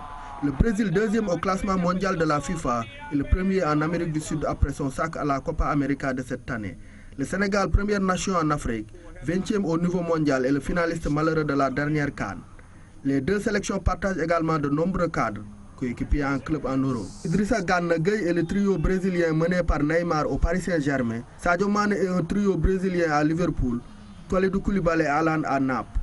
De beaux duels en perspective. Dans l'histoire, Brésil et Sénégal se sont rencontrés en amical dans la catégorie cadette et en match officiel à la Coupe du Monde Junior de 2015. 2 matchs remportés par les Brésiliens. Voilà, c'est la fin de cette édition. L'info continue dans Soir d'Info avec vous, Pape Abdoulaye Der. C'est à vous. Rebonsoir, vous recevez Mamadou Diop Decroix. Merci beaucoup, Chérif Diop. En effet, nous avons le ministre Mamadou Diop Decroix. Il est également député à l'Assemblée nationale. Et tout de suite, de plein pied dans l'entretien, d'abord votre réaction sur le drame de Soumbédioune à l'île des Madeleines. Je présente des condoléances à la famille, aux familles des victimes. Je formule des prières pour que les blessés puissent recouvrer leur santé. J'estime que des enquêtes sérieuses vont être effectuées, en particulier cette responsabilité qui a consisté à laisser partir les embarcations en dépit d'une annonce de l'agence de l'alerte, oui. Voilà, qui avait clairement indiqué qu'il n'était pas recommandé d'aller en mer. On peut là penser qu'il y a quand même quelque part laxisme. En tout cas, je crois qu'il faut faire preuve de rigueur. Ce n'est pas seulement d'ailleurs cet incident. J'ai écouté tout à l'heure aussi le problème des transporteurs routiers. Là aussi, il y a énormément de choses à faire, etc. C'est tout le pays qui n'a pas tiré les leçons du Diola, 26 septembre, qu'on va encore se commémorer. Et comme par hasard, c'est dans quelques jours. Alors, qu'est-ce qui marche finalement? Parce que le réflexe qui me vient à l'esprit, c'est de dire qu'est-ce qui marche? Apparemment, rien ne marche dans ce pays. Qu'est-ce qui marche? Vous savez, quand la discipline, elle est fondamentale. J'ai toujours l'habitude de rappeler cette fameuse question que j'ai posée à un officier supérieur allemand, au ministère allemand de la Défense. Je dis, votre pays a été détruit à 80%, à 2 reprises, en moins d'un quart de siècle. La guerre 14-18 et la guerre 39-45. Vous vous êtes reconstruit et vous êtes à la tête de l'Europe. Si je vous posais la question de savoir quelles sont les 3 principales raisons, que répondriez-vous? Il m'a dit... je ne peux peut-être pas répondre aux 3 questions, mais je peux au moins dire que c'est la discipline qui nous a permis d'y arriver. La discipline. La discipline, elle est fondamentale. Même chez nous, moi j'ai fait l'armée, on dit la discipline faisant la force principale des armées. Mais elle ne fait pas seulement la force principale des armées, elle fait aussi la force principale des peuples. Mais on ne peut pas avoir la discipline si la tête n'est pas disciplinée. Justement, les autorités comme le peuple sénégalais sont interpellées. Oui, si l'autorité exige la discipline et montre l'exemple de la discipline, les gens finiront par être disciplinés parce que vous saurez que si vous n'êtes pas discipliné, la loi vous tombe dessus. Donc vous considérez qu'il y a une légèreté au plan des sanctions prévues pour ceux qui auront commis des infractions? Il y a beaucoup de choses qui sont prévues dans nos lois, mais qui ne sont pas en général appliquées. Alors, il y a également d'autres questions qui s'agitent un peu. On commence par la politique. Par la politique. Avec justement ce mardi, Papis Diaw, la 25e rencontre de la commission cellulaire du dialogue national sur le processus électoral. Moi, je vais commencer par là. Dites-nous un peu, le point d'achoppement, c'était le bulletin unique. Votre plénipotentiaire vous a rendu compte? On a dépassé ce problème? Qu'est-ce qui a été... Le bulletin unique, ils disent qu'ils sont d'accord sur le principe. Maintenant, il faut étudier les modalités. Bon, là-dessus, je considère quand même qu'il faut qu'on dépasse vraiment cette question. On ne peut pas... Déjà, en 1992, nous avions agité notre parti, Andjef PADS, le bulletin unique, en 92. Le Parti socialiste qui était au pouvoir a dit, oui, mais bon, on n'a pas encore l'habitude, il faut peut-être trouver le moyen de s'exercer. Bon, quand le Parti socialiste est parti, le PDS est arrivé, enfin, la coalition, mais le PDS principalement, je signale que le président Wade était d'accord sur le bulletin unique. J'ai conduit personnellement une délégation, je peux vous citer les noms de... Et pourquoi cela n'a pas été appliqué sur son magistère? Quand nous sommes partis, la délégation est partie, des gens sont venus lui dire, ils veulent que tu perdes le pouvoir. Il ne faut pas accepter. Bien, aujourd'hui, on a le problème. Comment on peut dire que le Sénégal ne peut pas, il faut faire preuve de prudence, etc. La Guinée, qui est restée 60 ans sans un système vraiment démocratique, on va dire, a voté en 2010 avec le bulletin unique. Il y a beaucoup de pays de la sous-région. Mais tout le monde, nous sommes derrière. Alors que tout le monde sait que le système actuel, c'est des milliards qu'on paye aux imprimeurs. Bon, je veux bien que les imprimeurs se développent, mais quand même, Non, je crois cette fois-ci, vraiment, moi je lance un appel aux gens du pouvoir, au président de la République en particulier. On ne peut pas continuer comme ça. Et vous pensez que pour les prochaines locales, on aura un consensus? Par exemple, pourquoi ne pas... Et pour un code consensuel, justement, pour ces locales? Oui, bien sûr, un code consensuel avec le bulletin unique. Puisque ce sont des élections locales, on peut tester le bulletin unique à cette occasion. Alors, autre question qui prend dessus certainement, c'est la question du statut du chef de l'opposition. Moi, ma question, c'est de savoir si on n'en arrivait pas là, si on ne réussissait pas à l'installer, quelles seraient les conséquences? D'abord, je déplore même la question. Non, franchement, moi, attendez. Pour vous, le problème ne se pose pas? Attendez, je suis désolé, je suis triste.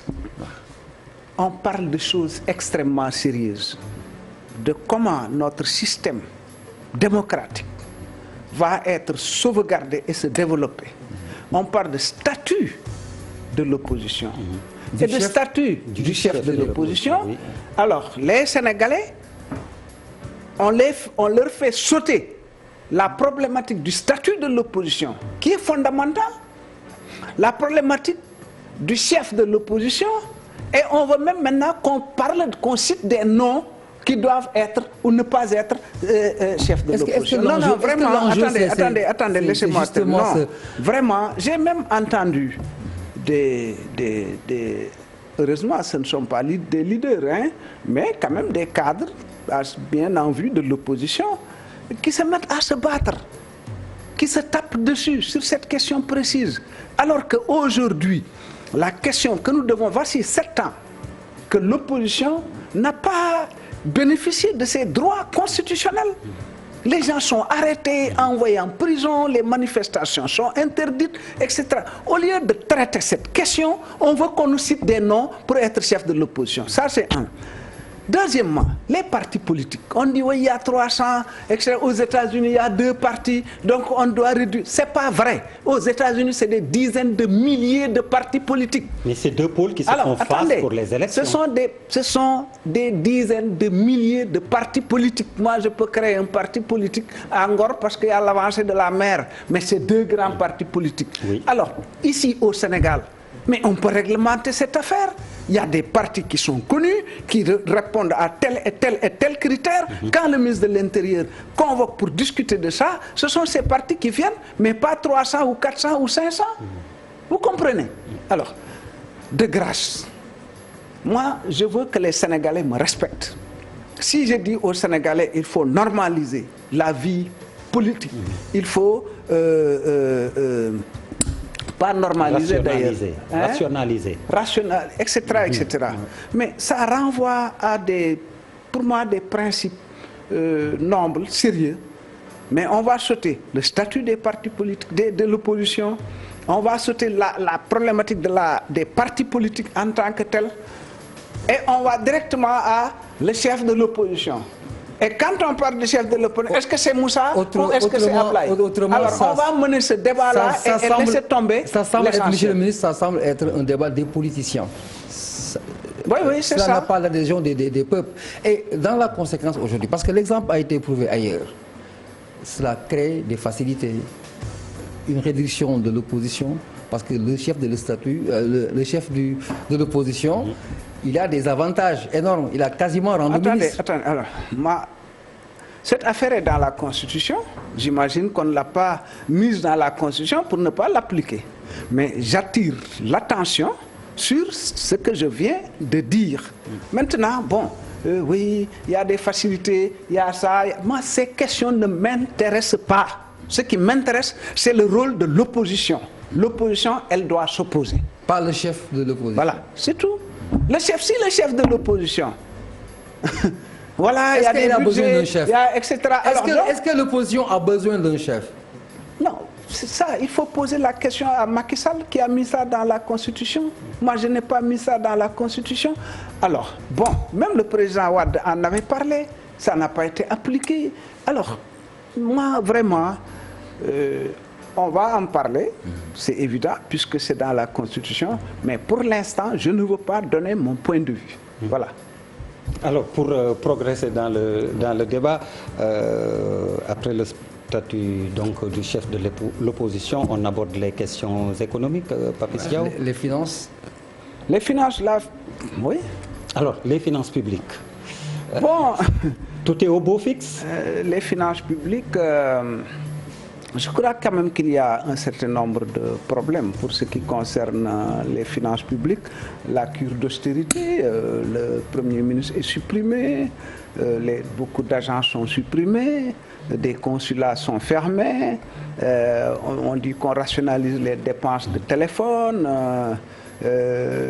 Bon, même la polémique entre mes deux sœurs, mes deux Aminata.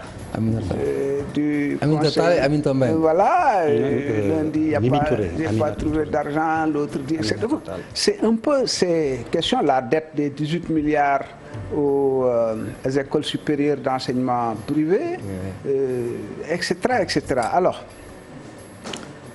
tout cela pose problème. Le problème de la dette publique. Aujourd'hui, nous payons plus de 2 milliards par jour de services de la dette. 2 milliards 700 millions de services de la dette. Où est-ce qu'on va aller avec ça? La dette publique intérieure également est montée en flèche. Donc, elles ne sont pas bonnes, les finances publiques. Voilà la réponse. Mais dans un passé très récent, il y a eu des gens qui ont parlé de tensions budgétaires, des problèmes d'argent pour l'État du Sénégal. Et en son temps, le ministère de l'économie et des finances avait sorti un communiqué pour préciser qu'il y a eu une anticipation, un certain nombre d'argent, une somme prévue pour continuer la gestion. Est-ce que ce n'est pas parfois une alerte politicienne pour amortir le peuple contre des choses qui n'existent peut-être pas? C'est une question. Je vous dis qu'on paye 2 milliards 700 millions par jour de dette, de service de la dette. Alors ça existe ou ça n'existe pas? Il n'y a pas de warranté. Ça, c'est une question très peu, c'est des chiffres. Bon, donc, alors, ce que je reproche à notre gouvernement, c'est vous voulez montrer aux Sénégalais que vous ne vous trompez jamais, que vous avez toujours la vérité avec vous. Ça n'inspire même pas confiance. Mais le peuple, il est majeur. C'est-à-dire, on vous a élu, vous êtes là, ou on ne vous a pas élu, mais on vous a nommé. Au lieu de traiter d'égal à égal avec ceux qui vous ont élu, les citoyens, vous les prenez comme des enfants de 12 ans. Voilà.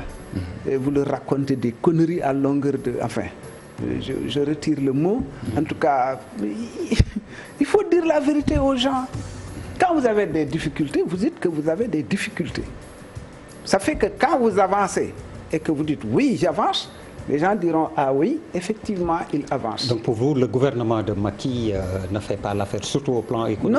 Non, pas du tout. Pas du tout. Je crois que je les ai... Il y a eu erreur sur le casting, surtout concernant les finances? Je les ai considérés comme des cigales, je crois. Non, comme la cigale et la fourmi. Voilà, j'ai pris cet exemple à l'Assemblée l'autre jour. Vous savez, pendant des années, quand même, le cours du pétrole a baissé. Au lieu de faire comme la fourmi, ils ont fait comme la cigale. Là, ils ont dépensé.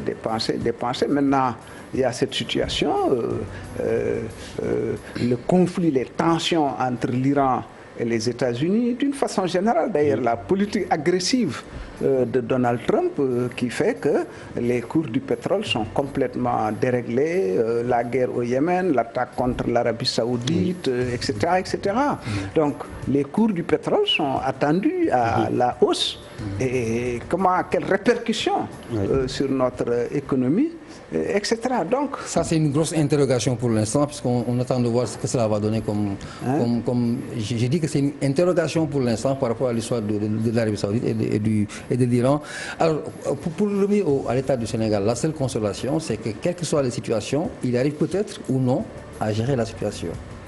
Gérer la situation, c'est quoi? C'est payer les salaires, par exemple. C'est ça que vous voulez dire? Je veux vous entendre sur ça. Alors, donc, ça correspondrait à quoi? C'est quel manque d'ambition? On paye les salaires. C'est déjà ça. Les gens sont là pour ça, franchement. Mais c'est le minimum. Bon. Alors Papis, on passe à la gestion des ressources naturelles. Le temps nous est compté là. Alors aujourd'hui, le seul argument ou l'argumentaire principal de l'opposition est focalisé par l'histoire des ressources. Est-ce que vous pensez que nous sommes en retard ou nous sommes en avance? Parce que tout le discours de l'opposition maintenant tourne autour des ressources humaines. Les ressources naturelles. Minérales. Non, moi, mon discours ne tourne pas autour de ça. Moi, mon discours, il adresse les différentes préoccupations des Sénégalais. Évidemment, la gestion des ressources minérales fait partie de ces préoccupations. Je sais que au Sénégal, vous avez 4 partis qui négocient en général. Je parle ici de la faiblesse des capacités de négociation. Le ministère de l'Industrie, des Mines, le ministère de l'Environnement, le ministère des Finances, la présidence de la République. Les experts nous disent qu'il n'y a pas suffisamment de capacité de négociation.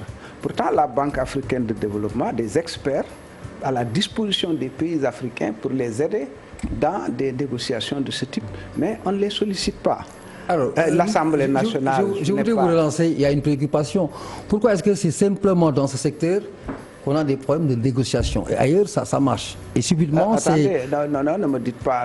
Laissez-moi, parce que ça, c'est des questions très importantes. Par exemple, nous avons une perte sèche en matière d'exonération fiscale de 400 milliards à 500 milliards, par exemple. Parce qu'il y a trop d'exonération fiscale. Bon, vous avez également bon, il y a le code minier, on l'a revoté, etc. Mais l'un dans l'autre, et pour aller vite, ce sont des ressources qui appartiennent au peuple. Ces ressources ne participent qu'à 1,9% dans la formation de notre PIB, le produit intérieur brut. Ils n'utilisent ce secteur que 0,3% de la population active en termes d'emploi. Et donc, avec ce que je vous ai dit, les 400 milliards de pertes sèches en termes d'exonération fiscale. Alors, ça ne marche pas. Vous avez, entre 2010 et 2015, 7 milliards de francs CFA que l'État a récupéré des sociétés minières qu'il doit reverser aux collectivités territoriales, mais qui ne sont pas versées. Qui ne sont pas. Vous prenez la région de Thiès, par exemple. On dit c'est 0,5% du chiffre d'affaires. Oui. Sur les 2 années, sur 2 ans, Thiès, la région de Thiès ils ont versé 90 milliards, je crois, à l'État. On devait ristourner 0,5%. C'est pas ristourné. Bon, l'environnement, aller à Darou, les ICS, c'est extraordinaire, c'est un paysage lunaire, les populations se plaignent. Alors que dans la convention, l'entreprise s'est engagée à respecter l'environnement. Oui, de l'environnement. Mais rien n'est fait. Donc, le problème chez nous, je crois, c'est nous, c'est notre tête. C'est pas autre chose. Toutes les lois, les décrets, les arrêtés, non, c'est notre tête. Alors, moi, je voudrais revenir sur l'exonération fiscale. Est-ce qu'en soi, elle est une mauvaise chose ou bien c'est les circonstances qui font qu'aujourd'hui, l'application pose problème et il y a des impacts négatifs?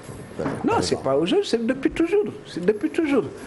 Bon, à un moment donné, il y a peut-être 15, 20 ans, un peu plus, on disait qu'il faut des codes attractifs pour que les investisseurs puissent avoir intérêt. C'est ça qui motivait l'exonération. Voilà. Mais aujourd'hui... Ça se justifie quelque part. Oui, à l'entame. À l'époque. Oui. Mais aujourd'hui, qu'il est évident que le Sénégal est un pays très, très attractif à ce niveau-là, on ne peut plus continuer à appliquer les règles d'il y a 20 ans. On doit changer les termes.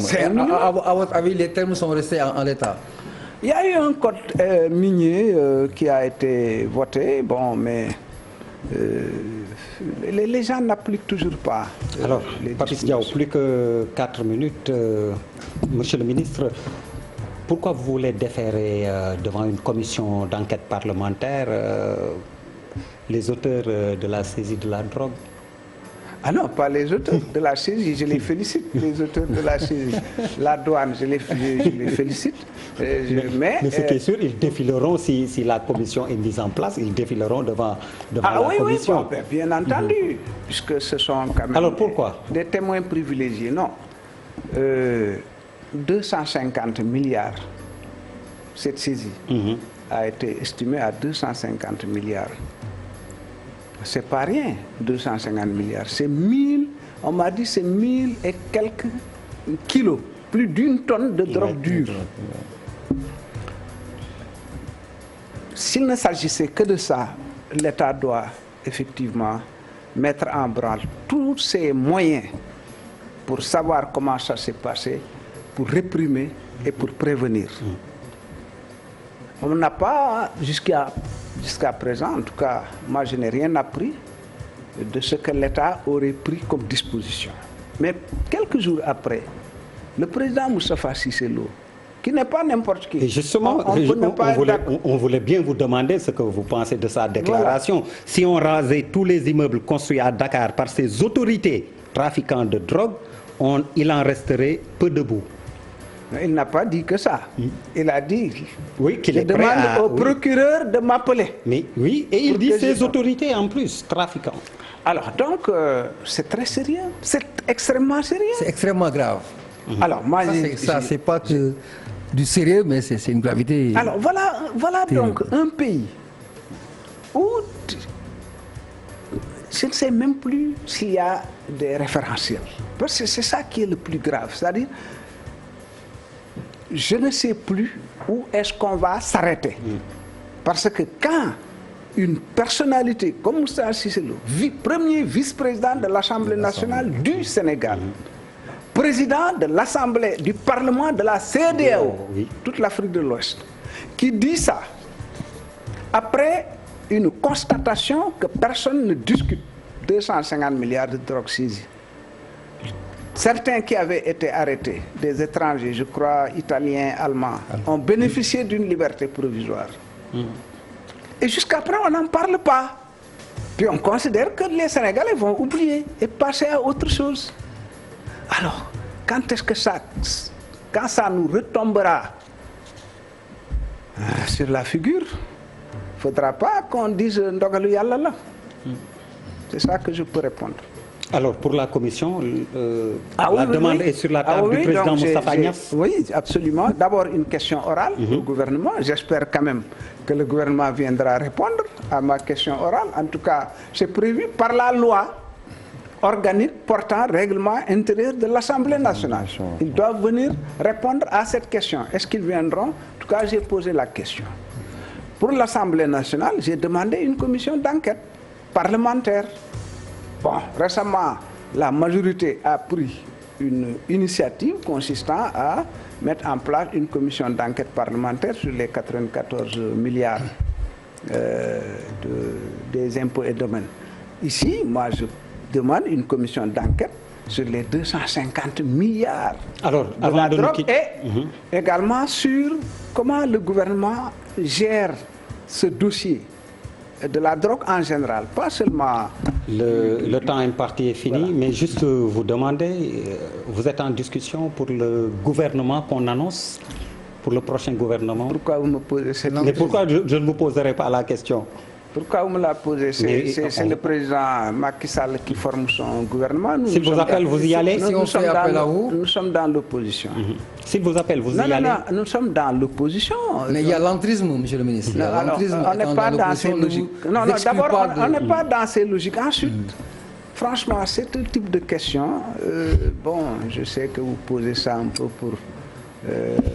non, mais nous posons la question. C'est une réelle préoccupation. Pour nous taquiner, mais le président Sall, il a une large coalition, Benno Bokk Yakaar. Je crois que s'il fait un gouvernement, il a quand même... Ces gens ont voté pour lui. Hein. Nous, on n'a pas voté pour lui. Mais vous ne rejetez pas l'éventualité? Non, non, franchement, pourquoi vous voulez poser une question? On veut juste savoir, monsieur le ministre. N'existe pas. On veut juste savoir. Non, non, non, non, vous ne pouvez pas savoir ce qui n'existe pas. Ça n'existe pas. Non, vous nous dites que ça n'existe pas. Là, on vous croit sur parole maintenant. Papis, comme le temps est fini, on va terminer avec le PDS. Ce qui se passe au PDS ne vous laisse pas indifférent? Ça me désole, ça me désole absolument. Je suis tout à fait désolé. Bon, j'ai dit publiquement que le PDS et And Diouf PADS sont deux partis qui ont cheminé depuis 1990, depuis février 1990, dans le cadre de la CONATPO, la Conférence nationale des chefs de parti de l'opposition. Jusqu'à présent, les seuls moments où on n'était pas avec le PDS, c'est quand le PDS décidait d'aller dans le gouvernement de Abdou Diouf. Pour revenir justement sur votre question de tout à l'heure, quand le PDS allait dans le gouvernement de Diouf, nous on restait dans l'opposition.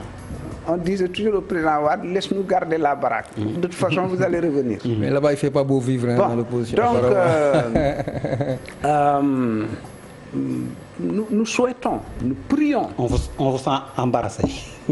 Pour que le PDS retrouve vraiment son unité et sa cohésion autour du président Wade. C'est ce que nous souhaitons. Maintenant, nous ne sommes pas du PDS, nous ne pouvons pas prendre part à ces...